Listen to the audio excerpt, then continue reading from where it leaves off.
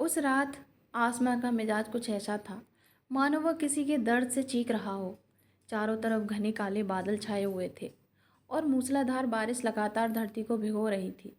शहर से दूर एक सुनसान और ऊबड़-खाबड़ रास्ते पर एक लड़की बदहवास हालत में लड़खड़ाते हुए आगे बढ़ रही थी। वह माहिरा थी। उसके कपड़े पूरी तरह भीग चुके थे और ठंडी हवाएं उसके शरीर को कपा रही थीं। लेकिन उसके दिल में जो दर्द था, उसके सामने यह ठंड कुछ भी नहीं थी। कुछ ही घंटों पहले तक वह अपने पिता की आलीशान हवेली में रहती थी, लेकिन अब उसकी हालत ऐसी हो चुकी थी जैसे उसका इस दुनिया में कोई अपना ना हो। उसकी चाची के कड़वे शब्द अब भी उसके कानों में गूंज रहे थे। उन्होंने गुस्से में उसके बाल पकड़कर उसे हवेली से बाहर धक्का देते हुए कहा था कि तुम इस घर के लिए सिर्फ एक बोझ हो माहिरा। तुम्हारे पिता की छोड़ी हुई परेशानी मैं अब और नहीं झेल सकती। आज के बाद इस घर की दहलीज पर कभी कदम मत रखना। इतना कहकर उन्होंने दरवाज़ा इतनी बेरहमी से बंद किया था कि उसकी आवाज़ अब तक माहिरा के दिलों को चीर रही थी। वो रोते हुए बार बार हवेली की तरफ देख रही थी। वह हवेली जहाँ उसने अपना बचपन बिताया था, आज उसके लिए पराई हो चुकी थी। उसके आंसू बारिश की बूंदों के साथ मिलकर उसके चेहरे पर बह रहे थे। उसके कदम धीरे धीरे जवाब दे रहे थे और उसे समझ नहीं आ रहा था कि वह आखिर जाए तो जाए कहाँ। इस पूरी दुनिया में अब उसका कोई नहीं बचा था। तेज हवाओं के बीच सड़क के दोनों ओर खड़े पेड़ अंधेरे में किसी खामोश पहरेदार की तरह झूम रहे थे। अचानक आसमान में बिजली चमकी और कुछ पल के लिए रास्ता साफ दिखाई देने लगा। लेकिन उसी पल माहिरा की आंखों के सामने धुंध छाने लगी। कई घंटों से उसने कुछ नहीं खाया था। ऊपर से ठंड, डर और अपने ही लोगों से मिले इस धोखे से उसकी सारी ताकत छीन ली थी। उसके कदम लड़खड़ाए और वह खुद को संभालने की कोशिश करने लगी। लेकिन अगले ही पल उसके घुटने ज़मीन से टकरा गए। नुकीले पत्थरों और कीचड़ ने उसके पैरों को घायल कर दिया, लेकिन उस समय उसे अपने जख्मों का भी एहसास नहीं हुआ। उसकी सांसें तेज चल रही थीं और आंखों के सामने अंधेरा बढ़ता जा रहा था। उसने कांपते हुए हाथ आसमान की तरफ उठाए और टूटे हुए दिल से फुसफुसाई, हे भगवान, अब तू ही मेरी मदद कर। यह उसके होठों से निकले आखिरी शब्द थे। अगले ही पल उसका शरीर पूरी तरह जवाब दे गया और वह बेहोश होकर सड़क के बीचों बीच गिर पड़ी। उसे बिल्कुल भी अंदाज़ा नहीं था कि जिस रास्ते पर उसे मरने के लिए बेसहारा छोड़ दिया गया था, वही रास्ता उसकी ज़िंदगी को एक ऐसे मोड़ पर ले जाने वाला था जहाँ से उसकी किस्मत पूरी तरह से बदलने वाली थी। आने वाले समय में उसके साथ जो होने वाला था, वो किसी खौफनाक सपने से कम नहीं था और उसकी ज़िंदगी का सबसे बड़ा राज अभी खुलना बाकी था। जहाँ माहिरा आज ज़िंदगी और मौत के बीच कहीं खो चुकी थी, वहीं उसी सुनसान सड़क की तरफ एक और तूफान तेज़ी से बढ़ रहा था। लेकिन यह तूफान बारिश या हवाओं का नहीं था, बल्कि उस इलाके के सबसे खतरनाक और रसूखदार इंसान का था, जिसके नाम से बड़े बड़े लोग भी कांपते थे। लगातार हो रही बारिश के बीच 3 काली लैंड क्रूज़र गाड़ियां तेज़ रफ्तार से सड़क को चीरते हुए आगे बढ़ रही थीं। सबसे बीच वाली गाड़ी की पिछली सीट पर बैठा था फरहान कुरैशी। लंबा कद, चौड़े कंधे, सख्त चेहरा और गहरी काली आंखें, जिनमें किसी भी तरह की नरमी की कोई जगह नहीं थी। उसके चेहरे पर हमेशा की तरह एक अजीब सा ठंडा सुकून था, लेकिन जो लोग उसे जानते थे वे अच्छी तरह समझते थे कि उससे इस शांत चेहरे के पीछे कितना भयानक गुस्सा छुपा हुआ था। वो अपने फ़ोन पर किसी से बेहद कठोर लहजे में बात कर रहा था। उसकी आवाज़ में ऐसा रोब था कि वह सामने वाले इंसान को बिना देखे ही डरा जाए। उसने कहा कि मुझे वह ज़मीन हर हाल में चाहिए। अगर वह आदमी प्यार से नहीं मानता तो उसके पूरे परिवार को उठा लो। फरहान को ना सुनने की आदत नहीं थी। इतना कहकर उसने फ़ोन काट दिया और आंखें बंद करके सीट से टिक गया। उसके दिमाग में हमेशा की तरह ताकत, दुश्मनी और कारोबार से जुड़े हजारों खेल चल रहे थे। तभी अचानक गाड़ी ने इतनी ज़ोर से ब्रेक लगाया कि पूरा वाहन झटके से रुक गया। टायरों के घिसने की आवाज़ बारिश और गरजते बादलों के बीच साफ सुनाई दी। अचानक हुए इस झटके से फरहान आगे की तरफ झुक गया, लेकिन उसने तुरंत खुद को संभाल लिया। अगले ही पल उसकी आंखों में गुस्से की चमक उतर आई। उसने गुस्से से ड्राइवर की तरफ देखा और गरजती आवाज़ में बोला, क्या हुआ? गाड़ी इतनी चलाना भूल गए हो क्या? ड्राइवर की हालत डर से खराब हो गई। उसने कांपती आवाज़ में कहा, साहब, आगे सड़क पर कोई पड़ा हुआ है। उसने हेडलाइट की रोशनी की तरफ इशारा किया। फरहान ने शीशे के पार नज़र दौड़ाई। तेज बारिश और धुंधली रोशनी के बीच उसे सड़क के बीचों बीच कोई आकृति दिखाई दी। वो इंसान बिल्कुल बेहरकत पड़ा हुआ था। उसके कपड़े कीचड़ और मिट्टी से सने हुए थे। फरहान ने बिना किसी दिलचस्पी के एक नज़र देखा और बेरुखी से बोला, कोई शराबी या भिखारी होगा। गाड़ी साइड से निकालो, मेरे पास फालतू लोगों के लिए वक्त नहीं है। अगर हर सड़क पर पड़े आदमी के लिए रुकने लगा तो अपना काम कैसे करूँगा। ड्राइवर ने गाड़ी को किनारे से निकालने की कोशिश की, लेकिन सड़क इतनी तंग थी कि दोनों तरफ गड्ढे थे और कीचड़ भरी हुई थी। कोई भी वहाँ से निकल नहीं सकता था। डरते हुए उसने कहा, साहब गाड़ी नीचे उतर गई तो फंस जाएगी, पहले सामने वाले को हटाना पड़ेगा। यह सुनते ही फरहान ने झुंझलाकर गहरी सांस ली और गाड़ी का दरवाज़ा खोला। उसके साथ बैठा खास गार्ड तुरंत बाहर निकला और उसके ऊपर छाता करने लगा, लेकिन फरहान ने हाथ से इशारे से उसे पीछे हटा दिया। अगले ही पल वह खुद मूसलाधार बारिश में उतर चुका था। उसके महंगे काले जूते कीचड़ में धंस गए, लेकिन उसे इसकी कोई परवाह नहीं थी। उसके चेहरे पर साफ नाराजगी दिखाई दे रही थी। वह लंबे लंबे कदमों से उस बेहोश पड़े इंसान की तरफ बढ़ा। उसके मन में सिर्फ एक ही बात थी कि सामने वाले पड़े आदमी को पकड़कर सड़क के किनारे फेंके और वह तुरंत वहाँ से निकल जाएगा। लेकिन जैसे ही वह उसके पास पहुँचा और हेडलाइट की रोशनी में उसका चेहरा साफ दिखाई दिया, उसके कदम अचानक वहीं रुक गए। कुछ पल के लिए तो जैसे उसकी सांसें ही थम गईं। सामने कोई शराबी या भिखारी नहीं था, वह एक लड़की थी। बारिश का पानी उसके चेहरे पर जमी मिट्टी को धो चुका था। उसका चेहरा बेहद मासूम और नाजुक लग रहा था। उसकी आंखें बंद थीं और उसकी लंबी भीगी हुई पलकें उसके चेहरे को और भी खूबसूरत बना रही थीं। ठंड की वजह से उसके होंठ नीले पड़ चुके थे और चेहरा बिल्कुल पीला दिखाई दे रहा था। उसकी हालत देखकर ऐसा लग रहा था मानो उसकी ज़िंदगी की डोर कभी भी टूट सकती है। लेकिन अगले ही पल फरहान की आंखों में हैरानी की जगह नफरत उतर आई। उसने लड़की को ध्यान से देखा और उसके चेहरे को पहचानते ही उसके दांत भिज गए। उसके दिल में सालों पुरानी दुश्मनी फिर से जाग उठी। उसने मन ही मन कहा, यह तो उसी आदमी की बेटी है, माहिरा, उस इंसान की बेटी जिससे उसका खानदानी खून का हिसाब मांगता था। वह आदमी जिसने फरहान के चाचा की मौत की वजह बनकर उसके परिवार को बर्बाद कर दिया था। माहिरा उसी दुश्मन के खून का हिस्सा थी। फरहान की मुट्ठियाँ गुस्से से भींच गईं। उसके मन में सबसे पहला ख्याल यही आया कि उसे इसी हालत में छोड़ दिया जाए और आगे चला जाए। आखिर किस्मत ने खुद उसके दुश्मन की बेटी को उसके सामने लाकर डाल दिया था। अगर वह चाहता तो बिना पीछे मुड़े वहाँ से चला जाता और शायद सुबह तक ये लड़की जिंदा भी न बचती। लेकिन न जाने क्यों उसकी नज़रें बार बार महिरा के चेहरे पर जाकर ठहर रही थी। उसे यकीन नहीं हो रहा था कि कभी अपने पिता के रुतबे और शान पर घमंड करने वाला परिवार आज इस हालत में पहुंच चुका है। वो लड़की जो हमेशा शान और शौकत पर पली थी, आज इस वीरान सड़क पर मौत से लड़ रही थी। फरहान ने नीचे झुककर उसकी सांसें महसूस करने की कोशिश की। उसकी सांसें इतनी धीमी थी कि जैसे हर पल उस जिंदगी उससे दूर जा रही हो। तभी फरहान ने बाकी गार्ड्स भी अपनी गाड़ियों से उतरकर उसके पास पहुंच गए। उनमें से एक आगे बढ़ा और बोला, साहब, इस लड़की को सड़क के किनारे कर देते हैं, वैसे भी हम पहले ही काफ़ी देर कर चुके हैं। उसकी बात सुनते ही फरहान ने ऐसी खतरनाक नज़रें उससे मिलाई कि उसकी रूह तक कांप उठी और वह तुरंत चुप होकर पीछे हट गया। अगले ही पल फरहान की बाहरी आवाज़ गूंजी, कोई इसे हाथ नहीं लगाएगा। उसके लहजे में ऐसा हुक्म था कि किसी की हिम्मत नहीं हुई दोबारा कुछ बोलने की। फरहान ने एक बार फिर चारों तरफ नज़र दौड़ाई। इतनी सुनसान सड़क, आधी रात का वक्त और ऊपर से यह भयंकर तूफान।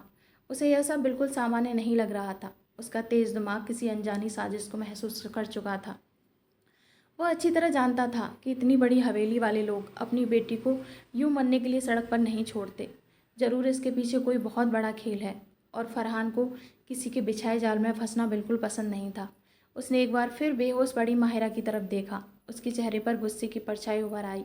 उसने मन ही मन सोचा, दुश्मन को मार देना तो बहुत आसान होता है, लेकिन असली सज़ा तो तब होती है जब वह जिंदा रहकर हर पल तड़पे। यह सोचते ही उसने फैसला कर लिया। लेकिन अगले ही पल ऐसा दृश्य सामने आया जिसे देखकर उसके अपने आदमी भी हैरान रह गए।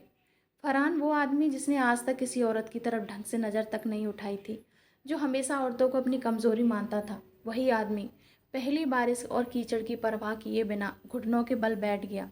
उसने अपने मजबूत हाथों से माहिरा के बर्फ़ और ठंडे शरीर को संभाला। एक झटके में उसे अपनी बाहों में उठा लिया। बेहोश माहिरा का सर उसके चौड़े सीने पर आकर टिक गया। उसके गीले बालों की कीचड़ की बूंदें टपक कर फरहान की महंगी शर्ट को गंदा कर रही थी, लेकिन आज पहली बार उसे इन बातों से कोई फ़र्क नहीं पड़ रहा था। उसके शरीर की ठंड फरहान के सीने से टकराई और ना जाने क्यों उसके भीतर एक अजीब सी बेचैनी और अनजाना एहसास पैदा हो गया। उसने खुद को संभाला और गरजती आवाज़ में कहा, गाड़ी का दरवाज़ा खोलो। उसके गार्ड, जो अब तक हैरानी में खड़े थे, जल्दी से संभले और भागकर गाड़ी का पिछला दरवाज़ा खोल दिया। फरहान ने बेहद सावधानी से माहिरा को पिछली सीट पर लिटाया, लेकिन उसके मन में सवालों का तूफान उठ रहा था। आखिर वह उससे बचा क्यों रहा था? क्या सच में वह सिर्फ अपने दुश्मन से बदला लेना चाहता था, या फिर इस मासूम और टूटी हुई लड़की ने उसके पत्थर जैसे दिल को किसी अनजाने तरीके से छू लिया था? उसने तुरंत इस ख्याल को अपने दिमाग से निकाल फेंका और खुद भी गाड़ी में बैठ गया। फिर उसने सख्त आवाज़ में कहा, सीधे फार्म हाउस चलो और हीटर पूरी स्पीड पर कर दो, जल्दी। अगले ही पल तीनों गाड़ियां फिर से तूफानी रफ्तार से आगे बढ़ने लगीं। पूरे रास्ते फरहान की नज़रें बार बार माहिरा की तरफ जा रही थीं। तेज़ बुखार की वजह से उसका शरीर काँप रहा था और उसके होंठ दर्द भरी धीमी सिसकियां ले रहे थे। फरहान कुछ ही पल उसे देखता रहा, फिर बिना कुछ कहे उसने अपनी सीट पर रखा गर्म कोट उठाया और बड़े ध्यान से उसके ऊपर डाल दिया। वह खुद इस बात पर हैरान था कि यह वही लड़की थी जिसके खानदान से वह नफरत करता था, लेकिन इस वक्त वह सिर्फ एक बेबस और टूटी हुई लड़की दिखाई दे रही थी, जो ज़िंदगी और मौत के बीच झूल रही थी। लगभग आधे घंटे बाद गाड़ियों का काफिला शहर से दूर बने फरहान को के विशाल और आलीशान फार्म हाउस के सामने पहुंचा। लोहे का बड़ा गेट खुला और गाड़ियां अंदर दाखिल हो गईं। इतनी रात को मालिक के आने की खबर मिलते ही पूरा स्टाफ जाग चुका था। जैसे ही गाड़ियां रुकी, नौकर और गार्ड छाता लेकर दौड़ पड़े, लेकिन अगले ही पल वहां मौजूद हर इंसान की आंखें हैरानी से फैल गईं। उन्होंने पहली बार अपने सख्त और बेरहम मालिक को एक बेहोश लड़की को बाहों में उठाए देखा था। पूरे फार्म हाउस में जैसे सन्नाटा छा गया। कोई समझ ही नहीं पा रहा था कि आखिर यह लड़की कौन है। कुछ नौकर आगे बढ़े और कुछ पूछने ही वाले थे कि तभी फरहान की आंखों में गुस्से की आग चमक उठी।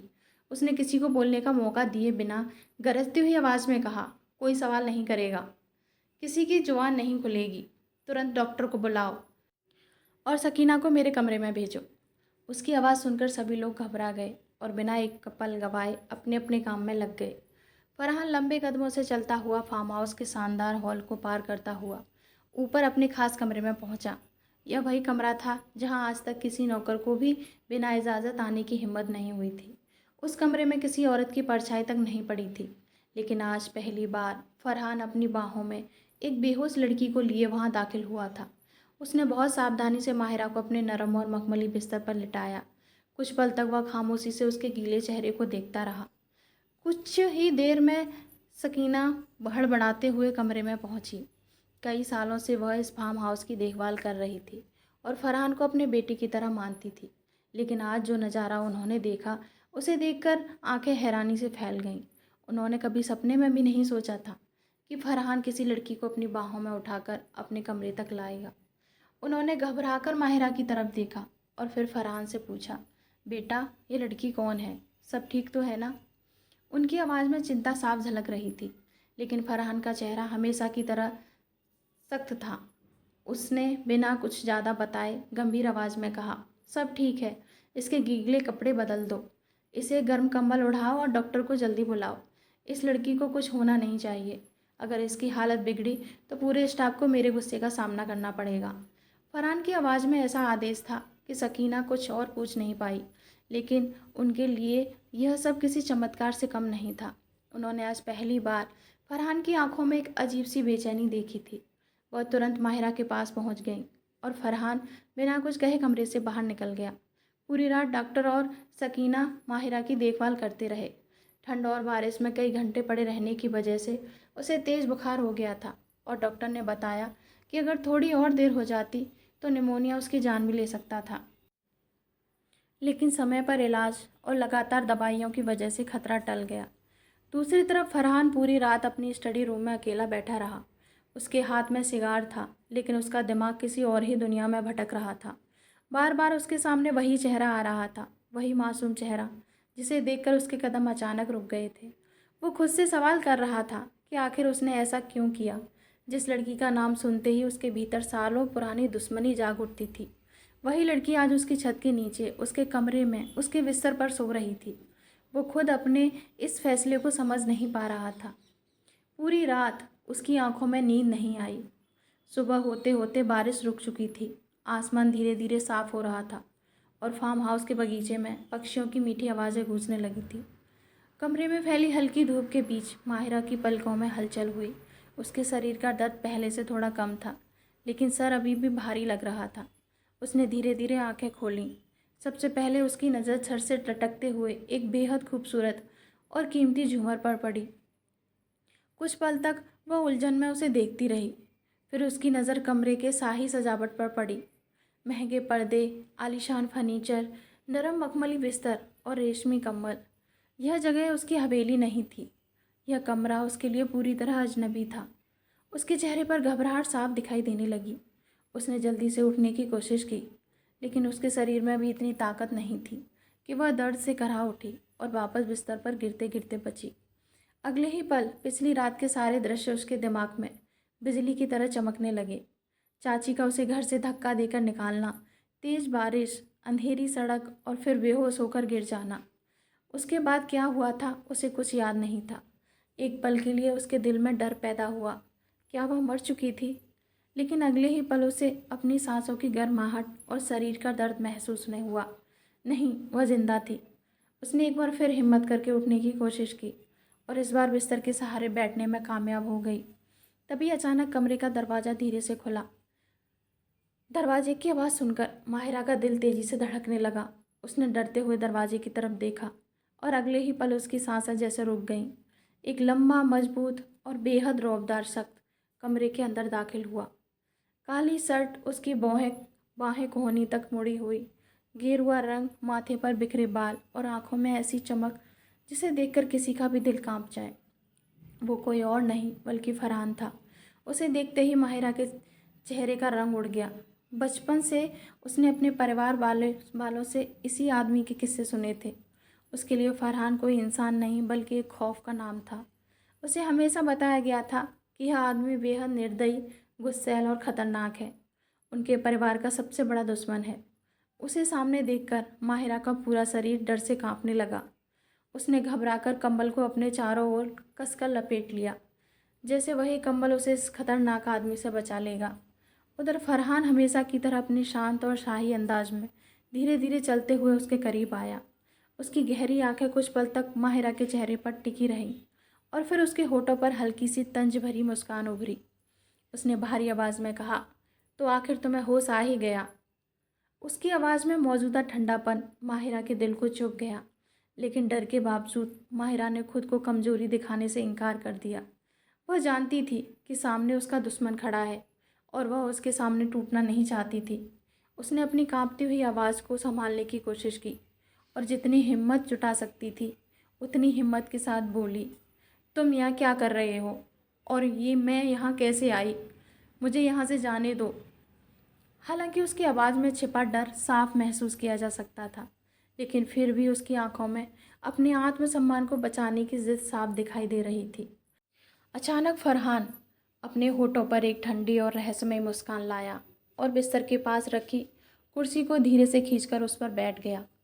उसकी गहरी और खामोश आंखें लगातार माहिरा के चेहरे पर टिकी हुई थी, मानो वो उसके दिल के अंदर छिपे हर डर को, हर जिद को पढ़ लेना चाहता हो। कुछ पल तक कमरे में सन्नाटा छा रहा। फिर उसने धीमी लेकिन भारी आवाज़ में कहा, तुम यहाँ से जाना चाहती हो? शायद तुम्हें अभी यह अंदाज़ा नहीं कि तुम इस वक्त कहाँ हो और किस इंसान की बात कर रही हो। तुम फरहान के इलाके में हो, उसके सामने बैठी हो, जिसके परिवार का खून तुम्हारे ख़ानदान से हिसाब मांगता है, और अब तुम्हारी ज़िंदगी का फ़ैसला भी मैं ही करूँगा। उसकी आवाज़ में कोई नरमी नहीं थी, सिर्फ दर्द, बेरुखी थी।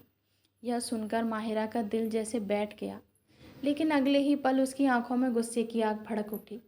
उसने कांपती हुई आवाज़ को संभालते हुए कहा, मैं किसी जालिम की कैदी नहीं हूँ। मेरे परिवार ने तुम्हारे साथ कुछ नहीं किया, बल्कि तुम्हारे लोगों ने हमारे साथ नाइंसाफ़ी की है और तुमने मुझे यहाँ लाकर ज़बरदस्ती रोक रखा है। अगर मैं यहाँ से बाहर निकली तो पुलिस को सब बता दूँगी। तुम्हें तुम्हारे घमंड समेत मिट्टी में मिला दूँगी। उसकी आवाज़ में डर भी था और टूटे हुए दिल का दर्द भी। लेकिन फरहान उसकी बातें सुनकर अचानक हंस पड़ा।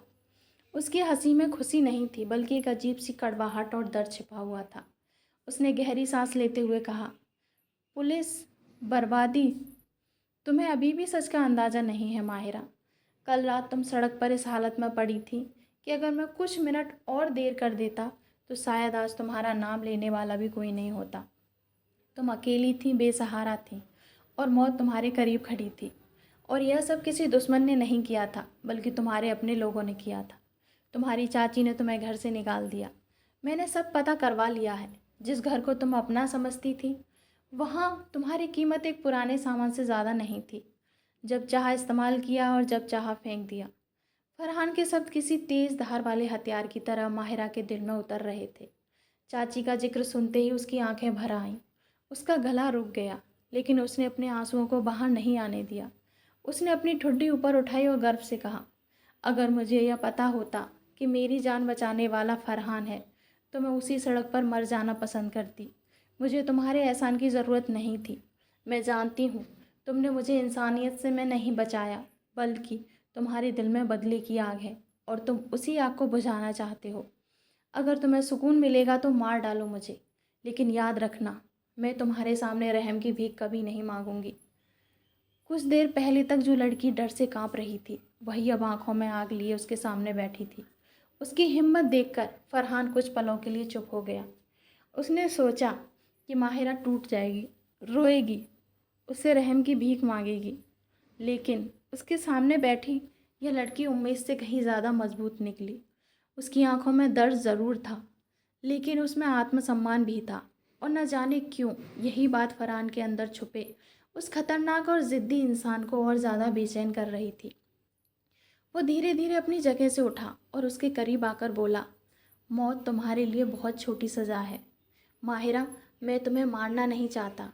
मैं चाहता हूँ कि तुम जिंदा रहो और अपनी आंखों से देखो कि किस तरह मैं उन लोगों का घमंड तोड़ता हूँ जिन्होंने तुम्हें सड़क पर मरने के लिए छोड़ दिया।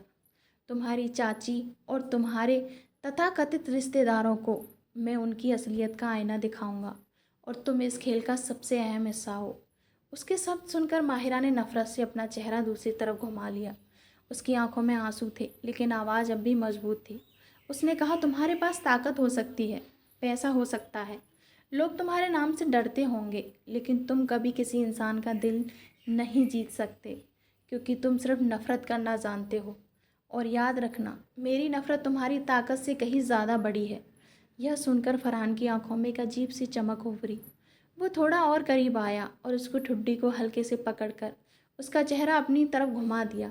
उसकी आंखों में सीधा माहिरा की आंखों में उतर गईं, लेकिन माहिरा ने नज़रें झुकाने से इनकार कर दिया। वो दर्द में थी, कमज़ोर थी, लेकिन उसके हौसले अभी भी जिंदा थे।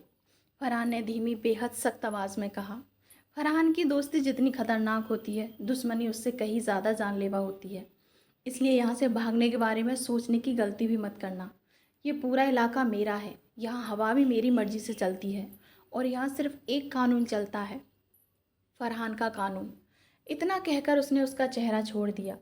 कुछ पल तक वह उसे खामोशी से देखता रहा। शायद वह खुद भी नहीं समझ पा रहा था कि इस कमज़ोर और ज़िद्दी लड़की की आंखों में आखिर ऐसी कौन सी बात थी जो बार बार उसका ध्यान अपनी ओर खींच रही थी।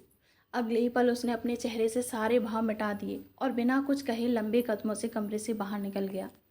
जैसे ही फरहान कमरे से बाहर निकला, दरवाज़ा ज़ोर से बंद हुआ और उसकी आवाज़ पूरे कमरे में गूंज उठी। अगले ही पल माहिरा खुद को संभाल नहीं पाई और बिस्तर पर गिरकर फूट फूट कर रोने लगी। उसकी दुनिया एक ही रात में उजड़ चुकी थी। उसे बिल्कुल भी अंदाज़ा नहीं था कि जिस इंसान का पत्थर जैसा दिल आज उसे अपनी कैद में रखने की बात कर रहा है, आने वाले दिनों में वही दिल उसकी एक मुस्कान और उसकी पायल की हल्की सी आवाज़ पर बेचैन होने लगेगा। उधर उसी समय शहर की सबसे पुरानी और विशाल हवेली के एक अंधेरे कमरे में, जहाँ कभी माहिरा के पिता हंसी और रौनक हुआ करती थी, आज सन्नाटा पसरा हुआ था। लेकिन उस खामोशी के पीछे एक ऐसी साजिश छिपी थी जो किसी की भी रूह कँपा सकती थी। माहिरा की चाची सलमा बेचैनी से कमरे में चक्कर लगा रही थी। उसकी आंखों में लालच और चेहरे पर ऐसी खतरनाक बेचैनी थी जिसने उसे एक इंसान से ज़्यादा दरिंदे में बदल दिया था। वह बार बार खिड़की के पास जाती और उस सुनसान रास्ते की तरफ देखती जहाँ कुछ घंटे पहले वह अपनी भतीजी को मरने के लिए छोड़ आई थी। लेकिन यह सब अचानक गुस्से में नहीं हुआ था। इसके पीछे महीनों से बुनी गई एक खतरनाक चाल थी। माहिरा 20 साल की हो चुकी थी और कानून के अनुसार अपने पिता की पूरी संपत्ति की असली वारिस बनने वाली थी। सलमा इतने सालों से उसी दौलत और हवेली पर कब्जा जमाए बैठी थी और किसी भी कीमत पर उसे अपने हाथों से निकलने नहीं देना चाहती थी। इसलिए उसने एक ऐसा खेल खेला जिसके बारे में सोचकर इंसान की रूह कांप उठे। वह अच्छी तरह जानती थी कि हर बुधवार की रात फरहान का काफिला उसी सुनसान सड़क से होकर उसके फार्म हाउस की तरफ जाता है। उसने जानबूझकर उसे उसी रात उसी समय माहिरा को घर से निकाला था। उसका इरादा यह था कि अंधेरे में घूमती हुई माहिरा को फरहान के गार्ड कोई दुश्मन समझकर गोलियों से भून देंगे। इस तरह माहिरा हमेशा के लिए रास्ते से हट जाएगी और उसके कत्ल का इल्ज़ाम सीधे फरहान के सिर पर आ जाएगा। कानून और पुलिस भी उसके पीछे पड़ जाएगी और आखिर में करोड़ों की संपत्ति की अकेली मालकिन बन जाएगी। सलमा, यही सोचकर उसके चेहरे पर एक घिनौनी मुस्कान फैल गई थी। वह अपने मन ही मन पहले ही खुद को उस दौलत की मालकिन मान चुकी थी, लेकिन तभी दरवाजे पर हुई हल्की सी दस्तक ने उसके ख्यालों की दुनिया को तोड़ दिया। दरवाज़ा खुला। उसका खास आदमी जावेद अंदर आया। उसके कपड़े बारिश में भीगे हुए थे और चेहरे पर घबराहट साफ दिखाई दे रही थी। सलमा ने तेजी से उसकी तरफ बढ़ी और बेचैनी से होकर बोली, क्या खबर लाए हो? बोलो, क्या वो मनहूस लड़की मर गई? उसकी आवाज़ में चिंता नहीं बल्कि लालच और बेसब्री साफ दिख रही थी। लेकिन जावेद का चेहरा देखकर उसका दिल बैठने लगा। जावेद ने कांपती आवाज़ में कहा, बेगम, गड़बड़ हो गई है, बहुत बड़ी गड़बड़ हो गई। यह सुनते ही सलमा का चेहरा पीला पड़ गया। उसने तुरंत उसका कॉलर पकड़ लिया और गुस्से से बोली, कैसी गड़बड़? साफ साफ बोलो, क्या कुरैशी की गाड़ी ने उसे नहीं कुचला? जावेद डरते हुए बोला, कुरैशी का काफिला वहाँ पहुँचा जरूर था, लेकिन जो हुआ उसकी किसी ने उम्मीद नहीं की थी। फरहान खुद गाड़ी से उतरा और उस लड़की को मारने की बजाय अपनी बाहों में उठाकर अपने फार्म हाउस ले गया। यह सुनते ही सलमा के पैरों तले ज़मीन खिसक गई। वह लड़खड़ाकर पीछे हट गई। उसकी आवाज़ में डर उतर आया। वह बड़बड़ाने लगी, नहीं, यही नहीं हो सकता। फरहान तो हमारे खून का दुश्मन है। वो उस लड़की से नफरत करता है। फिर उसने उसे क्यों बचाया? उसका दिमाग तेज़ी से काम करने लगा। अगर माहिरा जिंदा रही तो उसने फरहान को सब कुछ बता दिया होगा कि कैसे सलमा ने धोखे से कागजों पर नकली दस्तखत करवाए और सारी संपत्ति हड़प ली। तो उसकी बरसों की मेहनत और लालच सब खत्म हो जाएगा। खौफ और गुस्से से उसका दिमाग सुन्न हो चुका था। उसने गुस्से में पास रखी महंगी कांच की सुराही उठाकर दीवार पर दे मारी। वो हजारों टुकड़ों में टूट गई। उसकी आंखों में पागलपन उतर आया था। वो चीखते हुए बोली, मैं ऐसा कभी नहीं होने दूंगी।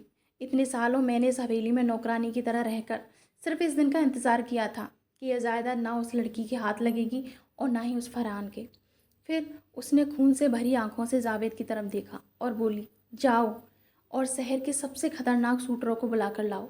मुझे हर कीमत पर उस लड़की की लाश चाहिए।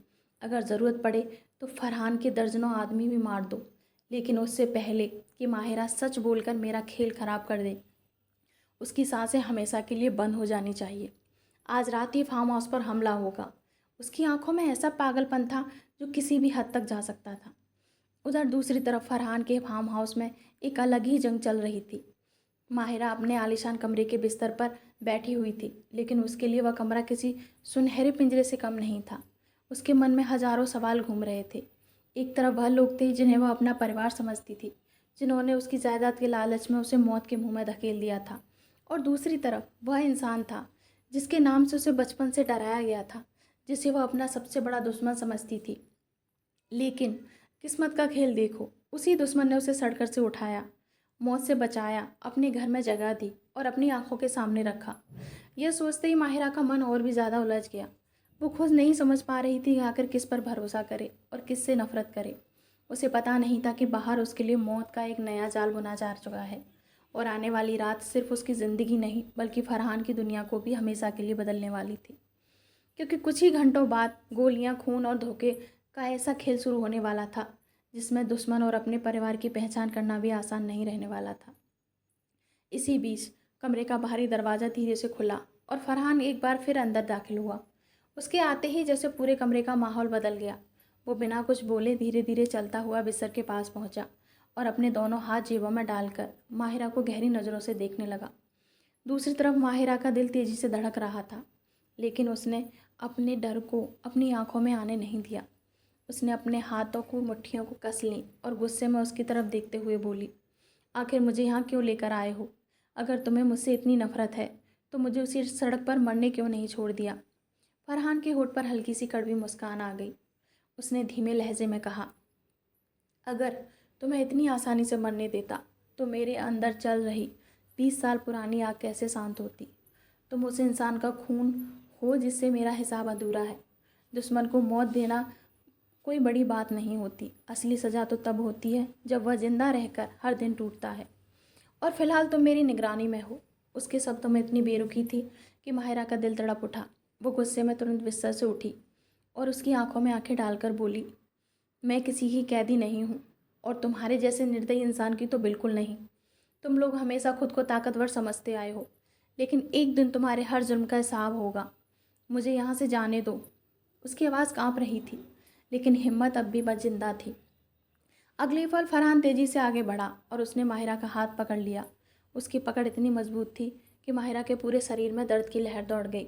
फरहान की आंखों में अचानक गुस्से की आग भड़क उठी। वह दबी हुई आवाज़ में बोला, जुल्म हमने नहीं किए हैं।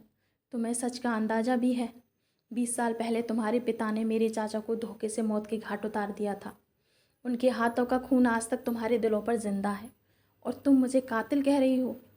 उसकी आवाज़ों में बरसों का दर्द और नफरत साफ महसूस हो रही थी, लेकिन माहिरा भी पीछे हटने वालों में से नहीं थी। उसने दर्द को सहते हुए खुद को छुड़ाने की कोशिश की और गुस्से में उससे बोली, झूठ है यह सब। मेरे पापा ऐसे नहीं थे। उन्होंने कभी किसी के साथ गलत नहीं किया।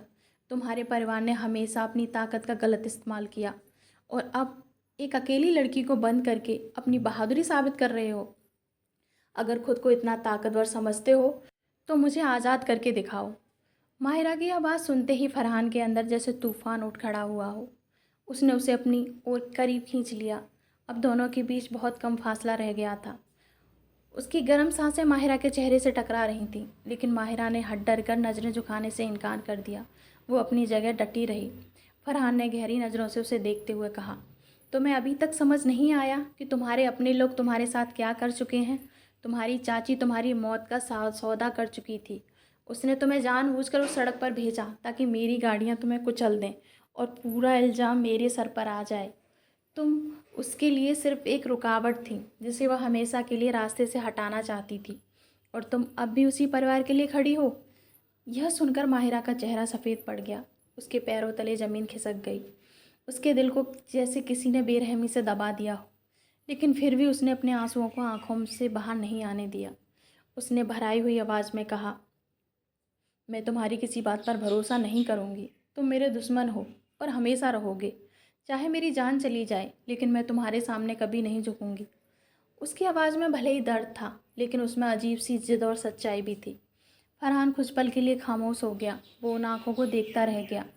वह चाहता था कि इस लड़की को घमंड तोड़ दे, उसकी हर जिद मिट्टी में मिला दे, लेकिन जितना वह उसके करीब आ रहा था उतना ही उसके अंदर कुछ बदल सा जा रहा था। वो खुद समझ नहीं पा रहा था कि आखिर क्यों उसके दिल की धड़कनें तेज़ हो रही थीं, क्यों उसकी आंखों की मासूमियत उसे बेचैन कर रही थी। जिस लड़की से उसे सबसे ज़्यादा नफरत करनी चाहिए थी, उसी की मौजूदगी उसके भीतर अजीब सी हलचल पैदा कर रही थी। उसकी हल्की सी खुशबू और उसकी आंखों में छुपी हुई सच्चाई जैसे उसके पत्थर बने दिल की दीवारों पर दस्तक देने लगी थी। यह एहसास फरहान के लिए नया था और ख़तरनाक भी। शायद इसलिए अगले ही पल उसने अचानक उसका हाथ छोड़ दिया और 2 कदम पीछे हट गया। उसके चेहरे पर फिर वही सख्ती लौट आई। उसने बेहद ठंडी आवाज़ में कहा, तुम यहाँ से कहीं नहीं जाओगी। ये मेरा फ़ैसला है और फरहान अपने फ़ैसले से नहीं बदलता। अगर भागने की कोशिश की तो याद रखना, मेरी गोलियाँ कभी अपना निशाना नहीं चूकती। इतना कहकर उसने अपनी नज़रें उससे हटा लीं और बिना पीछे देखे कमरे से बाहर निकल गया। फरहान के कमरे से बाहर निकलते ही दरवाज़ा इतनी ज़ोर से बंद हुआ कि उसकी आवाज़ पूरे कमरे में गूंज उठी। उसकी आवाज़ के साथ जैसे माहिरा अंदर बची हुई आखिरी ताकत भी टूट गई थी। वो धीरे धीरे फर्श पर नीचे बैठ गई और फिर अपने घुटनों में अपना चेहरा छुपाकर बुरी तरह रोने लगी। उसकी सिसकियाँ पूरे कमरे में फैल गईं। उसे लग रहा था जैसे उसकी ज़िंदगी एक ऐसे अंधेरे कुएं में गिर चुकी है जहाँ से वापस लौटने का कोई रास्ता नहीं है। एक तरफ अपना परिवार था जिसने जायदाद के लालच में उसे मरने के लिए छोड़ दिया था, और दूसरी तरफ उसका सबसे बड़ा दुश्मन जिसकी कैद में वह इस समय बंद थी। उसे समझ ही नहीं आ रहा था कि आखिर किस्मत उसके साथ कौन सा खेल खेल रही है। दूसरी ओर फरहान तेज़ कदमों से चलता हुआ अपने स्टडी रूम में पहुंचा। उसके चेहरे पर गुस्सा साफ दिखाई दे रहा था। उसने टेबल पर रखा क्रिस्टल का गिलास उठाया उसमें शराब डाली और एक ही सांस में पूरा गिलास खाली कर दिया। लेकिन उसके सीने में उठ रही बेचैनी कम होने की बजाय और बढ़ती जा रही थी। वो कमरे में बेचैन शेर की तरह चक्कर लगाने लगा। उसके चेहरे पर तनाव साफ नजर आ रहा था, लेकिन सबसे ज़्यादा गुस्सा उसे खुद पर आ रहा था। उस एहसास पर जो धीरे धीरे उसके दिल में जगह बनाने लगा था। वो खुद से बार बार कह रहा था, मैं फरहान हूँ, मेरे अंदर किसी के लिए रहम नहीं होता। वो लड़की मेरे दुश्मनों की निशानी है। मैं उसे सिर्फ इसलिए यहाँ लाया हूँ ताकि उसे अपनी ताकत का एहसास करा सकूँ। मैं उसे तोड़ दूँगा, उसके घमंड को मिट्टी में मिला दूँगा। वो खुद को समझाने की पूरी तरह कोशिश कर रहा था कि उसके अंदर पैदा होने वाला यह बेचैनी सिर्फ इंसानियत है, उससे ज़्यादा कुछ नहीं। उसने अपनी आंखें बंद की और अपने चाचा के खून से सनी लाश को याद करने की कोशिश की ताकि उसके दिल में नफ़रत की आग दोबारा भड़ उठे। लेकिन हर बार उसकी आंखों के सामने माहिरा का वही मासूम और दर्द से भरा चेहरा आ रहा था। वही आंखें जो डर से बावजूद भी झुकने को तैयार नहीं थी। वही मासूमियत जो उसके पत्थर जैसे दिल में अजीब सी हलचल पैदा कर रही थी। वह खुद को ऐसे संघर्ष में फंसा हुआ महसूस कर रहा था जहाँ एक तरफ 20 साल की पुरानी दुश्मनी थी और दूसरी तरफ एक ऐसी लड़की जिसे सुरक्षित रखने की आवाज़ अब उसका अपना दिल उसे दे रहा था। वो इसी उधेड़पन में डूबा हुआ था कि अचानक फार्म हाउस के पिछले हिस्से से एक भयानक धमाका हुआ। पूरा कमरा हिल गया। उसके बाद लगातार गोलियों की आवाज़ें गूंजने लगीं। अगले ही पल फरहान की आंखों में फिर वही खतरनाक चमक लौट आई। उसका शिकारी दिमाग तुरंत सतर्क हो गया। उसने बिना एक सेकंड गवाए अपनी मेज़ की दरार खोली और उसमें रखी अपनी पिस्तौल निकाल ली। लेकिन हैरानी की बात यह थी कि उसके दिमाग में सबसे पहला ख्याल अपने आदमियों का नहीं बल्कि माहिरा का आया। उसके चेहरे का रंग बदल गया। वो मन ही मन समझ चुका था कि यह कोई साधारण हमला नहीं है। किसी का निशाना सिर्फ और सिर्फ माहिरा है। उधर सलमा के भेजे हुए शूटर विस्फोट करके फार्म हाउस की पिछली दीवार उड़ा चुके थे। अंधेरे और अफरा तफरी का फ़ायदा उठाकर वे अंदर घुस आए थे। उनकी आंखों के सामने सिर्फ एक मकसद था, माहिरा की मौत। इधर फरहान बिजली की तेज़ी से स्टडी रूम से बाहर निकला और लंबे कदमों से गलियारे की ओर दौड़ पड़ा। उसके गार्ड पहले ही अपनी जगह संभाल चुके थे और चारों तरफ गोलियों की आवाज़ें गूंज रही थी। पूरा फार्म हाउस युद्ध के मैदान में बदल चुका था। दूसरी तरफ अपने कमरे में बैठी माहिरा अचानक हुए धमाकों और गोलियों की आवाज़ से बुरी तरह डर गई थी। उसका पूरा शरीर कांपने लगा। उसे लगा कि शायद आखिरकार फरहान ने उसे ख़त्म करने का फैसला कर लिया है और अब उसकी मौत का वक्त आ चुका है। तभी बाहर किसी के दौड़ते हुए कदमों की आवाज़ आई। अगले ही पल एक ज़ोरदार लात पड़ी और दरवाज़ा धड़ाम से खुल गया। माहिरा डर के मारे चीख उठी और उसने अपनी आंखें कसकर बंद कर लीं।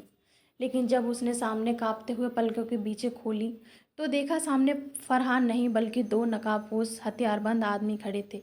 उनके हाथों में आधुनिक बंदूकें थीं और उनकी आंखों में हैवानियत साफ दिखाई दे रही थी। उसमें से एक शैतानी हंसी हंसते हुए बोला, तो यही है वो लड़की जिसके लिए मालकिन ने हमें करोड़ों का सौदा दिया है। ख़त्म कर दो इसे। दूसरा बंदूक तानते हुए आगे बढ़ा। उस पल माहिरा को महसूस हुआ कि मौत सचमुच उसके सामने खड़ी है। उसका शरीर सुन्न पड़ चुका था।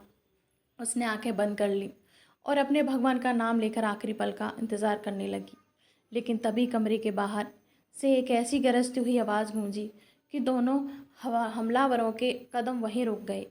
अगर इसकी तरफ देखने की कोशिश भी की तो आंखें निकालकर हाथों में पकड़ा दूंगा। वो आवाज़ किसी तूफान से कम नहीं थी। दरवाजे पर फरहान खड़ा था। उसकी आंखों में ऐसा खून उतर आया था कि सामने वाला इंसान जिंदा रहते हुए भी मौत महसूस कर सकता था। उसके हाथों में पकड़ी पिस्तौल सीधे दोनों हमलावरों के सर पर तनी हुई थी। दोनों शूटर घबराकर उसकी तरफ मुड़े, लेकिन फरहान उनमें कई ज़्यादा तेज़ और ख़तरनाक था। पलक झपकते ही उसकी उंगलियां ट्रिगर पर चलीं और दो गोलियां हवा को चीरती हुई निकली। अगले ही पल दोनों हमलावर खून से लथपथ होकर फर्श पर गिर चुके थे। कमरे में बारूद और खून की गंध फैल गई, लेकिन फरहान की नज़र उन लाशों पर नहीं, उसकी नज़र सिर्फ कांपती हुई तब लड़की पर थी जो डर के मारे कमरे के कोने में सिकुड़ी हुई बैठी थी। उसने बिना देर किए अपनी पिस्तौल बिस्तर पर फेंकी और तेज़ी से उसके पास पहुंचा। उसने दोनों हाथों से उसके कांपते हुए कंधे पकड़े और धीरे से खड़ा किया। माहिना ने डरते डरते आंखें खोलीं और सामने खड़े फरहान को देखा। उसके चेहरे पर गुस्से की लकीरें साफ थीं, लेकिन उसकी आंखों में पहली बार उसके लिए चिंता दिखाई दे रही थी। उसकी बाहरी आवाज़ में बेचैनी साफ झलक रही थी। माहिरा, तुम ठीक तो हो ना? यह सुनते ही अभी अभी मौत के मुंह से लौट कर आई माहिरा की सारी हिम्मत जवाब दे गई। उसकी आंखें में आंसुओं की धार निकल पड़ी। वो कुछ बोल भी नहीं पाई। उसका पूरा शरीर बुरी तरह कांप रहा था। फरहान ने जब उसके चेहरे पर बहते हुए आंसुओं को देखा तो उसके अंदर की सारी नफरत, सारा गुस्सा और सालों से जमा हुआ जहर जैसे कुछ ही पल के लिए गायब हो गया। उसने अचानक से अनजाने में अपने हाथ उठाए और अपनी उंगलियों से उसके गालों पर बहते हुए आंसुओं को धीरे से पोंछा। उससे स्पर्श में न जाने कैसी गर्माहट थी कि खुद फरहान भी कुछ पल के लिए खो गया और फिर बिना सोचे समझे, बिना अपने दिल की आवाज़ को रोके उसने माहिरा को अपनी मजबूत बाहों में खींच लिया। अगले ही पल माहिरा का कांपता हुआ शरीर उसके चौड़े सीने से जा लगा। बाहर गोलियों की आवाज़ें अभी भी गूंज रही थीं, लेकिन उस पल जैसे समय रुक गया था। माहिरा के आंसू उसके सीनों को भिगो रहे थे और फरहान पहली बार किसी को इस तरह अपने करीब महसूस कर रहा था। उसने अपनी बाहों की पकड़ और मजबूत कर दी, जैसे पूरी दुनिया से उसे बचाने की जिम्मेदारी उसी की हो। माहिरा, जो कुछ देर पहले तक इस इंसान से नफरत करती थी और हर पल उससे लड़ने को तैयार रहती थी, उसी समय डर और सदमे में टूटकर फरहान के सीने से लग गई। उसके आंसू लगातार बह रहे थे और अब वह बच्चों की तरह सिसक कर रो रही थी। फरहान के मजबूत बाजुओं ने उसे इस तरह अपने घेरे में ले लिया था जैसे पूरी दुनिया से उसकी हिफाजत करने का जिम्मा उसी का हो। और शायद पहली बार फरहान ने अपने दिल की असली आवाज़ को महसूस किया। उसे ऐसा लगा जैसे वह इस लड़की को तकलीफ़ देने के लिए नहीं, बल्कि हर तकलीफ़ से बचाने के लिए उसकी ज़िंदगी में आया है। माहिरा के आंसुओं की गर्मी उसके सीने से होती हुई उसके दिल तक पहुंच रही थी और वर्षों से उसके अंदर जल रही बदले की आग को धीरे धीरे ठंडा कर रही थी। बाहर गोलियों की आवाज़ें अभी भी गूंज रही थीं। उसके आदमी बाकी हमलावरों से लड़ रहे थे, लेकिन उस कमरे के अंदर बारूद और खून की गंध के बीच एक ऐसा रिश्ता जन्म ले रहा था जिसकी नींव नफरत से पर रखी गई थी, लेकिन जिससे मोहब्बत धीरे धीरे अपने रंग में रंगने लगी थी।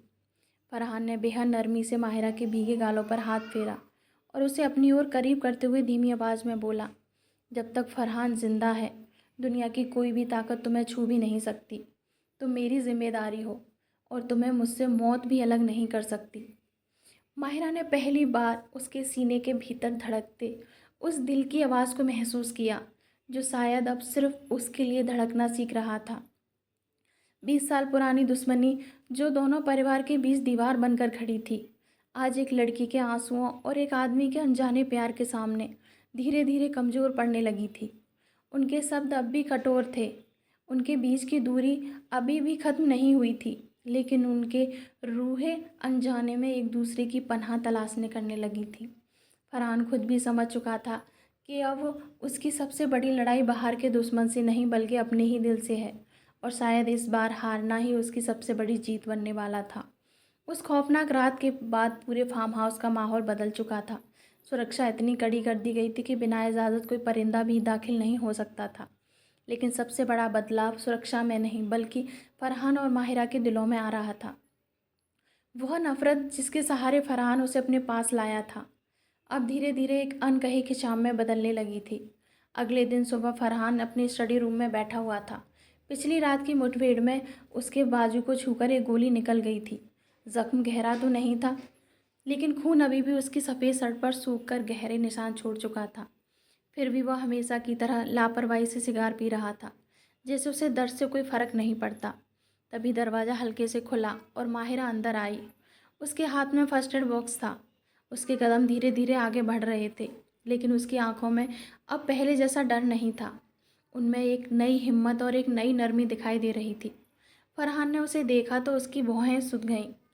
मैंने तुम्हें यहाँ आने की इजाज़त नहीं दी थी। उसकी आवाज़ हमेशा की तरह सख्त थी, लेकिन इस बार माहिरा पीछे नहीं हटी। वह सीधे उसके पास आई और बिना कुछ कहे फर्स्ट एड बॉक्स टेबल पर रख दिया। फिर शांत आवाज़ में बोली, मुझे बुलाने की ज़रूरत नहीं थी।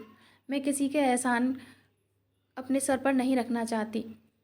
कल रात तुमने मेरी जान बचाई और उसी वजह से तुम्हें यह ज़ख्म मिला। इसकी पट्टी मैं करूँगी। उसके लहजे में वही ज़िद थी, लेकिन उसके पीछे चिंता छिपी थी जो फरहान को महसूस हो रही थी। फरहान ने हल्की सी मुस्कान दबाते हुए कहा, एक कैदी अपने मालिक पर एहसान नहीं करता, और वैसे भी यह ज़ख्म मेरे लिए कुछ नहीं है। इसमें कई गहरे ज़ख्म में देखे हैं मैंने। लेकिन माहिरा ने उसकी बात का कोई जवाब नहीं दिया। उसने रुई और दवा निकाली और धीरे से उसके घायल बाजू की तरफ बढ़ाया। फरहान उसे रोकना चाहता था, लेकिन जैसे ही माहिरा की ठंडी और मुलायम उंगलियां उसकी बाजू से टकराई, उसका पूरा शरीर जैसे एक पल के लिए स्थिर हो गया। उसने बिना कुछ कहे अपना हाथ उसके हवाले कर दिया। माहिरा बहुत सावधानी से उसकी आस्तीन ऊपर करके जख्म साफ करने लगी। उसका चेहरा झुका हुआ था और उसकी लंबी पलकें हर पल काँप रही थी। उसकी धीमी सांसें, उसकी उंगलियों का हल्का स्पर्श फरहान के दिल में एक ऐसा तूफान खड़ा कर रहा था जिसका सामना उसने कभी पहले नहीं किया था। जिस लड़की के परिवार का नाम सुनकर उसकी नसों में खून उबलने लगता था, आज उसी की मौजूदगी उसे एक अजीब सा सुकून दे रही थी। जब माहिरा ने दवा लगाई और हल्की सी जलन से फरहान के होठों से धीमी सी आह निकल गई, माहिरा ने तुरंत हाथ रोक लिया और घबराकर उसकी तरफ देखा। क्या हुआ? बहुत दर्द हो रहा है? उसकी आवाज़ में चिंता साफ झलक रही थी। फरहान उसकी आंखों में देखता रह गया, फिर हल्की मुस्कान के साथ बोला, दर्द तो तब होता है जब कोई अपना चोट दे। तुम तो मेरी दुश्मन हो। तुम्हारे दिए हुए दर्द भी न जाने क्यों सुकून मिलता है। फरहान के इन शब्दों ने माहिरा का दिल तेज़ी से धड़कने लिया। उसने जल्दी से पट्टी बांधी और ख़ुद को संभालते हुए पीछे हट गई। फिर धीमी आवाज़ में बोली, तुम सच में बहुत अजीब इंसान हो फरहान। कभी तुम मुझे कैद कर देते हो, कभी मेरी जान बचाते हो, कभी नफ़रत करते हो और कभी अपनी जान की परवाह किए बिना मेरी रक्षा करते हो। मैं समझ नहीं पाती कि तुम्हारे अंदर आखिर कौन सा इंसान रहता है। फरहान धीरे धीरे अपनी कुर्सी से उठा और उसके करीब आकर खड़ा हो गया। उसकी लंबी और मजबूत कदकाठी के सामने माहिरा किसी नाजुक गुड़िया जैसी लग रही थी। उसकी गहरी आंखें सीधे माहिरा के चेहरे पर टिकी हुई थीं। फिर उसने धीमी लेकिन बेहद सच्ची आवाज़ में कहा, सच कहूँ तो मैं खुद भी नहीं समझ पा रहा हूँ कि मुझे क्या हो रहा है। तुम मेरे लिए एक ऐसा सवाल बन गई हो जिसका जवाब मुझे नहीं मिलता। मैं तुम्हें तोड़ना चाहता था, लेकिन तुम्हारी आंखों ने मुझे मेरे अपने उसूलों के खिलाफ खड़ा कर दिया। उसके लहजे में अब वह ठंडापन नहीं था, जिसमें एक अजीब सी बेचैनी और तड़प थी। उसने अपने स्वस्थ हाथ को उठाकर बहुत धीरे से माहिरा के गाल को छुआ। उस स्पर्श में ना कोई ज़बरदस्ती थी, ना कोई घमंड, सिर्फ एक अनजाना अपनापन था। माहिरा ने अनायास अपनी आंखें बंद कर ली। उसका दिल तेज़ी से धड़कने लगा। वह चाहती थी कि पीछे हट जाए, लेकिन उसके कदम जैसे ज़मीन में बंध गए। उसे महसूस हो रहा था कि फरहान के अंदर का कठोर और बेरहम इंसान धीरे धीरे बदल रहा है और उसकी जगह एक ऐसा इंसान जन्म ले रहा है जो शायद सिर्फ उसकी मुस्कान के लिए जीना सीख रहा है। दिन बीतने लगे और उनके बीच की दूरियां भी कम होने लगी। अब शब्द कम होते जा रहे थे, लेकिन खामोशियां बहुत कुछ कहने लगी थीं। एक रात बाहर मूसलाधार बारिश हो रही थी। आसमान में गरजते बादल और बार बार चमकती बिजली पूरे माहौल को डरावना बना रहे थे। वही आवाज़ें, वही अंधेरा और वही तूफान अचानक माहिरा को उस भयानक रात की याद दिला बैठा जब उसे घर से धक्के मारकर देखकर निकाल दिया गया था। नींद में ही उसके मन में वह दर्दनाक मंजर दोबारा जीवित हो उठा। वह घबराकर एक चीख के साथ उठ बैठी। उसके माथे पर पसीना था, सांसें बुरी तरह तेज़ी से चल रही थीं और पूरा शरीर कांप रहा था। उसे लग रहा था जैसे चाची के भेजे हुए लोग फिर से उसे मारने के लिए आ गए हों। डर के मारे उसकी आंखों से आंसू बहने लगे और वो अपने घुटनों में चेहरा छुपाकर एक मासूम बच्चे की तरह से सकने लगी। तभी दरवाजे का दरवाज़ा खुला और फरहान लगभग भागता हुआ अंदर आया। जैसे ही उसने माहिरा को उस हालत में देखा, उसके चेहरे का रंग बदल गया। वो बिना एक पल गवाए उसके पास पहुंचा और उसे अपनी मजबूत बाहों में भर लिया। माहिरा इतनी डरी हुई थी कि उसने भी अनजाने में फरहान की शर्ट को दोनों हाथों से पकड़कर कस लिया और रोते हुए बोली, मुझे बचा लो, वो लोग मुझे मार देंगे, वो मुझे ख़त्म कर देंगे। उसकी आवाज़ में ऐसा डर था जिसने फरहान के दिल को अंदर तक हिला दिया। उसे और मजबूती से पकड़ा और अपने सीने से लगा लिया और उसके बालों में उंगलियां फेरते हुए बेहद नरम आवाज़ में कहा, जब तक मैं ज़िंदा हूँ तुम्हें कोई छू भी नहीं सकता। मौत को भी तुम तक पहुँचने के लिए पहले मुझसे गुजरना होगा। फिर कुछ पल रुककर वो बात कह गया जिससे वह खुद कई दिनों से भाग रहा था। तुम मेरी हो माहिरा, और फरहान अपनी अमानत की हिफाजत करना बहुत अच्छी तरह जानता है। यह कहते समय उसकी आवाज़ में घमंड नहीं, बल्कि एक अजीब सी बेचैनी और मोहब्बत थी। माहिरा ने आंसुओं से भीगी आंखों से उसकी तरफ देखा और तुरंत उससे थोड़ा अलग होकर बोली, मैं तुम्हारी कोई चीज़ नहीं हूँ, और तुम ऐसा क्यों कह रहे हो? तुम तो मेरे सबसे बड़े दुश्मन थे, फिर ये सब क्या है? फरहान कुछ पल तक उसकी आंखों में देखता रहा, फिर उसने दोनों हाथों से उसका चेहरा थाम लिया और वह सब सच कह दिया जिसे वह खुद से भी छुपाने की कोशिश कर रहा था। दुश्मनी तो उसी रात खत्म हो गई थी जब मैंने तुम्हें उस सुनसान सड़क पर बेसहारा पड़ा देखा था। मैं तुमसे नफरत करना चाहता था लेकिन हार गया। तुम्हारी मासूमियत, तुम्हारी जिद, तुम्हारी हिम्मत और तुम्हारे आंसुओं ने मेरे अंदर के उस बेरहम इंसान को ख़त्म कर दिया जिसे दुनिया फरहान के नाम से जानती थी। पहले तुम मेरी कैदी थी लेकिन अब मैं तुम्हारी आंखों का कैदी बन चुका हूँ। उसके शब्द सुनकर माहिरा की धड़कनें तेज हो गईं। उसके सामने वही इंसान खड़ा था जिसका नाम सुनकर पूरा शहर कांपता था, और आज वही आदमी उसके सामने अपने दिल की हार कबूल रहा था। उसी पल माहिरा को भी एहसास हुआ कि उसके दिल में मौजूद नफ़रत की सारी दीवारें कब की टूट चुकी हैं। फरहान के बिना अब वह अपनी ज़िंदगी की कल्पना भी नहीं कर सकती थी। उसके आसपास रहकर उसे अजीब सा सुकून मिलता था। उसकी मौजूदगी में वह खुद को सुरक्षित महसूस करती थी। उसके सीने से लगकर उसे ऐसा लगता था जैसे दुनिया की हर परेशानी उससे बहुत दूर हो गई हो। उसने कुछ नहीं कहा, बस चुपचाप अपना सर फिर से उसके सीने पर रख दिया। फरहान की मजबूत बाहों ने उसे फिर से अपने घेरे में ले लिया। उस पल दोनों खामोश थे, लेकिन उनकी खामोशियाँ उनके दिलों की हर बात कह रही थी। अब उनके जज्बात बदल चुके थे। एक दूसरे का हल्का सा स्पर्श भी उनके दिलों में अजीब सी हलचल पैदा कर देता था। उनकी सांसें गहरी हो रही थी और दिल की धड़कनें तेज। लेकिन फरहान ने खुद को संभाला और धीरे से उसे अपने से अलग करते हुए मुस्कुराकर कहा, मुझे अब जाना चाहिए, वरना शायद हम दोनों कुछ ऐसा कर बैठेंगे जिसका दोष बाद में मुझे ही दिया जाएगा। उसकी आंखों में शरारत और मोहब्बत दोनों चमक रही थी। माहिरा का चेहरा गुलाबी हो गया। उसने जल्दी से कंबल अपने चारों तरफ लपेट लिया और धीमी आवाज़ में बोली, गुड नाइट। उसकी घबराहट और मासूमियत देखकर फरहान के होठों पर हल्की सी मुस्कान आ गई। वो एक बार प्यार से उसे देखकर कमरे से बाहर निकल गया। अब उनकी पुरानी दुश्मनी एक ऐसे जुनून में बदल चुकी थी जिसे ख़त्म करना आसान नहीं था। लेकिन उन्हें नहीं पता था कि किस्मत अभी उनके लिए सबसे बड़ा सच छिपाकर बैठी है। उस रात हुए हमले में लगभग सभी गुंडे मारे जा चुके थे, लेकिन एक आदमी जिंदा बच गया था, और वह था सलमा का भरोसेमंद आदमी, जावेद। फरहान के गार्ड्स उसे जंगल के भागते समय पकड़ लाए थे, और इस समय वह फार्म हाउस के गुप्त तहखाने में एक कुर्सी में बंधा हुआ कांप रहा था। फरहान माहिरा से वादा किया कि वह अब बिना वजह खून नहीं बहाएगा, इसलिए उसने जावेद को मारने की जगह उसकी मानसिक कमजोरी का फ़ायदा उठाने का फैसला किया। वह अपने रौबदार अंदाज में उसके सामने पहुंचा। उसकी आंखों में ऐसी ठंडक थी कि सामने वाला इंसान बिना चोट खाए ही टूट जाए। उसके हाथ में एक पुरानी फाइल थी। जब डर के मारे वो कांप रहा था, उसे लग रहा था कि आज उसकी आखिरी रात है। लेकिन फरहान ने बेहद शांत आवाज़ में कहा, जावेद, तुम्हारी मालकिन ने तुम्हें मरने के लिए छोड़ दिया है, लेकिन मैं तुम्हें एक मौका देता हूँ। सच बोलो, तुम सलमा के सबसे पुराने आदमी हो। तुम इस परिवार के हर राज से वाकिफ़ हो।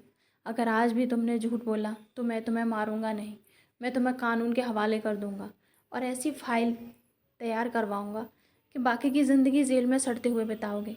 हर दिन मौत की दुआ मांगोगे, लेकिन मौत भी तुम्हारे नसीब नहीं होगी। फरहान की शांत आवाज़ में छिपी हुई चेतावनी ने जावेद की हिम्मत तोड़ दी। वह रोने लगा और कांपती आवाज़ में ऐसा सच बताने लगा जिसने फरहान की दुनिया को बदल दिया। उसने बताया कि 20 साल पहले फरहान के चाचा का खून माहिरा के पिता ने नहीं किया था। वो सब सलमा की रची हुई शैतानी चाल थी। ज़मीन के विवाद का फ़ायदा उठाकर उसने अपने आदमियों से फरहान के चाचा का कत्ल करवाया और फिर मौके पर माहिरा के पिता की पिस्तौल रखवा दी ताकि पूरा इल्ज़ाम उन्हीं पर लगे। उसके बाद दोनों परिवारों के बीच नफ़रत की ऐसी आग भड़क उठी थी जिसने सब कुछ बर्बाद कर दिया। सलमा बेगम का असली मकसद शुरू से ही दोनों परिवार की दौलत और जायदाद थी। उसने इस दुश्मनी को ढाल बनाकर धीरे धीरे सब कुछ अपने कब्जे में करना शुरू कर दिया। झूठे इल्ज़ाम और बेइज्जती का दर्द माहिरा के पिता सह नहीं पाए और सदमे में उनकी मौत हो गई। उसके बाद सलमा ने नकली दस्तावेज तैयार करवाए और सारी ज़मीनें और हवेली अपने नाम करवा ली। जावेद के मुंह से पूरी सच्चाई सुनने के बाद कुछ पलों के लिए फरहान बिल्कुल खामोश हो गया। ऐसा लग रहा था जैसे उसके पैरों तले ज़मीन खिसक गई हो।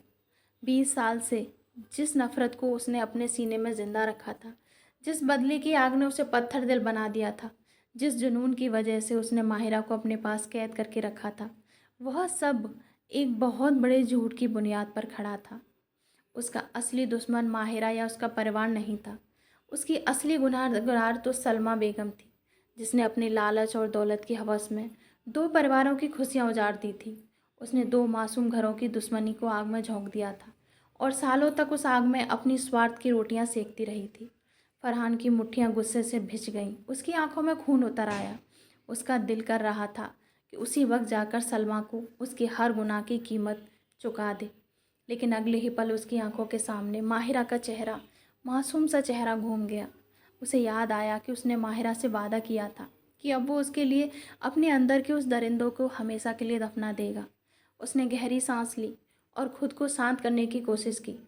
फिर अपने आदमियों को आदेश दिया कि जावेद को पूरी सुरक्षा के साथ रखा जाए, क्योंकि अब यही सबसे बड़ा गवाह था और उसी के बयान से सालों पुराना सच दुनिया के सामने आने वाला था। इसके बाद फरहान सीधे माहिरा के कमरे की तरफ बढ़ गया। कमरे में पहुंचकर उसने देखा कि माहिरा खिड़की के पास खड़ी होकर उगते सूरज को देख रही थी। उसके चेहरे पर एक अजीब सी उदासी थी, लेकिन उसके साथ साथ एक सुकून भी दिखाई दे रहा था। शायद उसे महसूस हो रहा था कि उसकी ज़िंदगी अब धीरे धीरे बदल रही है। फरहान के कदमों की आहट सुनकर वह पलटी, लेकिन आज उसने फरहान की आंखों में कुछ ऐसा देखा जो पहले कभी नहीं देखा था। उसकी आंखों में पछतावा था, दर्द था और एक ऐसी नमी थी जो उसके दिल को टूटने की गवाही दे रही थी। फरहान धीरे धीरे उसके करीब आया, लेकिन अगले ही पल जो हुआ उसे देखकर माहिरा हैरान रह गई। फरहान, जिसके सामने बड़े बड़े लोग सिर झुका देते थे, वो अचानक उसके सामने घुटनों के बल बैठ गया। माहिरा घबरा गई और एक कदम पीछे हटती हुई बोली, यह क्या कर रहे हो फरहान? तुम नीचे क्यों बैठ गए? लेकिन फरहान ने उसके हाथों को अपने दोनों हाथों में थाम लिया और उन्हें अपने माथे से लगाते हुए भारी आवाज़ में बोला, मुझे माफ़ कर दो माहिरा। मैं अंधा था, मैं मूर्ख था। मैंने 20 साल तक तुम्हारे मासूम पिता को हत्यारा समझा और उसी नफ़रत की वजह से तुम्हें भी देखता रहा, जबकि असली गुनहगार तो तुम्हारी अपनी हवेली में बैठी है। इसके बाद फरहान ने जावेद के बयान से लेकर सलमा की पूरी साजिश की एक एक बात माहिरा को बता दी। यह सुनते ही माहिरा की दुनिया जैसे बिखर गई। उसके पैरों तले ज़मीन खिसक गई, उसकी आंखों में आंसुओं की धार बह निकली। उसका पिता निर्दोष था। जिस इंसान के नाम पर इतने सालों तक हत्या का दाग लगा रहा, वह बेगुनाह था। उसके पिता ने कोई गुनाह नहीं किया था। वह ज़ोर ज़ोर से रोने लगी। फरहान तुरंत उठा और उसने माहिरा को अपने सीने से लगा लिया। माहिरा उसके सीने पर मुक्के मारते हुए रोती रही और टूटे हुए दिल के साथ कहती रही, मेरी चाची ने मेरी पूरी ज़िंदगी बर्बाद कर दी। उन्होंने मेरे पापा को बदनाम किया, मुझसे मेरा घर छीन लिया। मैं उन्हें कभी माफ़ नहीं करूँगी, कभी नहीं। फरहान ने उसके माथे को प्यार से चूम लिया और उसे भरोसा दिलाया, अब सलमा बेगम को ऐसी सज़ा मिलेगी जिसे पूरी दुनिया याद रखेगी। लेकिन वो सज़ा किसी की गोली या तलवार से नहीं होगी। उसे वही चीज़ सबसे ज़्यादा तकलीफ़ देगी जिससे वह हमेशा डरती रही, बेइज्जती। अगली सुबह सलमा बेगम के लिए तबाही का पैगाम लेकर आई। वो हवेली के ड्राइंग रूम में आराम से बैठी चाय पी रही थी। उसके चेहरे पर जीत की मुस्कान थी। उसे यकीन था कि अब तक माहिरा और फरहान दोनों का काम तमाम हो चुका होगा। जावेद की कोई खबर न मिलने पर उसने यही समझा कि उसके भेजे हुए गुंडों ने अपना काम पूरा कर दिया और अब इस शहर की सबसे ताकतवर औरत बनने से उसे कोई नहीं रोक सकता। लेकिन तभी हवेली का मुख्य दरवाज़ा इतनी ज़ोर से खुला कि उसकी आवाज़ पूरे घर में फैल गई। सलमा बेगम घबरा उठी और बाहर की तरफ दौड़ी, लेकिन सामने का दृश्य देखकर उसके हाथों से चाय का कप छूट गया और फर्श पर गिरकर टूट गया। हवेली के बाहर दर्जनों पुलिस की गाड़ियां खड़ी थीं और उनके बीच वही आदमी खड़ा था जिसे वह मरा हुआ समझ चुकी थी, फरहान। उसके चेहरे पर जीत का आत्मविश्वास साफ साफ दिखाई दे रहा था और उसके बगल में खड़ी थी माहिरा, वही लड़की जिसे उसने एक अंधेरी रात में मरने के लिए सड़क पर छोड़ दिया था। लेकिन आज माहिरा की आंखों में डर नहीं था। आज उसकी आंखों में आत्मसम्मान था, हिम्मत थी और वह ताकत थी जो उसे फरहान के भरोसे और प्यार से मिली थी। फरहान अपने खास रौबदार अंदाज में आगे बढ़ा और सलमा के सामने रुककर हल्की मुस्कान के साथ बोला, क्या हुआ चाची, अपने मेहमानों का स्वागत नहीं करोगी? सलमा का चेहरा पीला पड़ चुका था, उसके होंठ काँप रहे थे। यह सब क्या है? पुलिस मेरे घर क्यों आई है? और तुम इन मनहूस लड़की को यहाँ क्यों लेकर आए हो? निकल जाओ मेरी हवेली से। उसने अपनी घबराहट छुपाने के लिए चीखने की कोशिश की, लेकिन फरहान की एक दहाड़ ने उसकी आवाज़ दबा दी। ये हवेली अब तुम्हारी नहीं है और इस दुनिया में भी अब तुम्हारा खेल खत्म हो चुका है। सलमा फरहान के इशारे पर पुलिस इंस्पेक्टर आगे बढ़ा और अगले ही पल जावेद को हथकड़ियों में जकड़कर सलमा के सामने लाया। उसे ज़िंदा देखकर सलमा बेगम की आंखों में जैसे जान ही निकल गई। उसकी टांगें जैसे हिलने लगी। जावेद ने मजिस्ट्रेट और पुलिस अधिकारियों के सामने रो रो कर पूरी सच्चाई बता दी। उसने बताया कि कैसे सलमा बेगम ने 20 साल पहले फरहान के चाचा का कत्ल करवाया था, कैसे उसने झूठे सबूत तैयार करवाए, कैसे नकली दस्तावेज बनवाकर सारी जायदाद उसने अपने नाम करवाई और कैसे कुछ दिन पहले माहिरा को मरवाने के लिए अपने आदमियों को भेजा। इतना सुनते ही पुलिस इंस्पेक्टर ने आगे बढ़कर कहा, सलमा, आपको हत्या, धोखाधड़ी, फर्जी दस्तावेज तैयार करने और हत्या की साजिश रचने के आरोप में गिरफ्तार किया जाता है। यह सुनते ही सलमा पागलों की तरह चीखने लगी। नहीं, यह झूठ है, यह सब झूठ है। ये मुझे फंसा रहा है, सब फरहान की साजिश है। ये मेरी हवेली है, मैं जेल नहीं जाऊंगी। वह भागने की कोशिश करने लगी, लेकिन लेडी पुलिसकर्मियों ने उसे तुरंत पकड़ लिया और उसके हाथों में हथकड़ियाँ डाल दी। अब उसकी आंखों में वह घमंड नहीं था जिसकी वजह से उसने कई जिंदगियां बर्बाद कर दी। अब उनमें सिर्फ डर था। माहिरा धीरे धीरे उसके सामने आई। उसकी आंखों में आंसू थे, लेकिन आवाज़ मजबूत थी। वो सलमा की आंखों में आंखें डालकर बोली, आपने मुझे इस हवेली से निकालते हुए कहा था कि मैं एक कातिल की बेटी हूँ, लेकिन आज पूरी दुनिया ने देख लिया कि असली कातिल कौन है। आपने मेरे पापा का नाम बदनाम किया, उनकी ज़िंदगी छीन ली, लेकिन भगवान का इंसाफ देखिए, आज आपके हाथों में हथकड़ियाँ हैं और यह हवेली फिर से अपने असली वारिस के पास लौट आई है। उसने कुछ पल रुककर कहा, आपको मौत नहीं मिलेगी चाची, क्योंकि मौत तो एक पल सुकून कर जाती है। आपको हर दिन जेल की अंधेरी कोठरी में अपने गुनाहों के साथ जीना होगा। हर रोज़ उस दौलत को याद करके तड़पना होगा जो अब कभी भी आपकी नहीं हो सकती, और यही आपकी सबसे बड़ी सज़ा है। सलमा की चीखें, गुस्सा और बद्दुआएं पूरी हवेली में गूंज रही थी, लेकिन अब किसी के दिल में उसके लिए हमदर्दी नहीं बची थी। पुलिस उसे पकड़कर गाड़ियों की तरफ ले गई और कुछ ही पलों में वो और उसकी झूठी शान हमेशा के लिए उतर गया। हर तरफ शांति थी और हवा में एक नई शुरुआत का एहसास महसूस हो रहा था। फरहान ने धीरे से पीछे मुड़कर माहिरा की तरफ देखा। उसकी आंखें नम थीं और वह अपने पिता की उस हवेली को देख रही थी जिसमें कभी उसकी खुशियाँ बसी थीं और जहाँ से उसने बेइज्जत करके निकाला गया था। फरहान धीमे कदमों से उसके पास आया और प्यार से उसका हाथ अपने मजबूत हाथों में ले लिया। उसकी गहरी आवाज़ में सुकून और अपनापन था। आज 20 साल पुरानी दुश्मनी हमेशा के लिए ख़त्म हो गई। माहिरा, मैंने तुमसे जो वादा किया था उसे पूरा कर दिया। तुम्हारे पिता का सम्मान वापस आ गया और यह हवेली हमेशा की तरह तुम्हारी ही रहेगी। माहिरा की आंखों में खुशी के आंसू बह निकले। उसने मुस्कुराते हुए फरहान की तरफ देखा और उसके हाथ को और मजबूती से थाम लिया। यह हवेली मेरे पापा की याद ज़रूर है, लेकिन अब ये मेरा असली घर कोई इमारत नहीं, बल्कि वह दिल है जिसमें मुझे उस तूफ़ानी रात में सहारा दिया था। मोहब्बत सच्ची हो तो वह हर अंधेरे के बाद अपनी मंजिल तक पहुंच ही जाती है। तो दोस्तों, उम्मीद करती हूँ आपको हमारी कहानी पसंद आई होगी। कहानी पसंद आई है तो वीडियो को लाइक करें, चैनल पर नए हैं तो चैनल को सब्सक्राइब ज़रूर करें, और हाँ, नोटिफिकेशन का बेल को ज़रूर दबाएं ताकि अगली अपडेट सबसे पहले आपको मिले।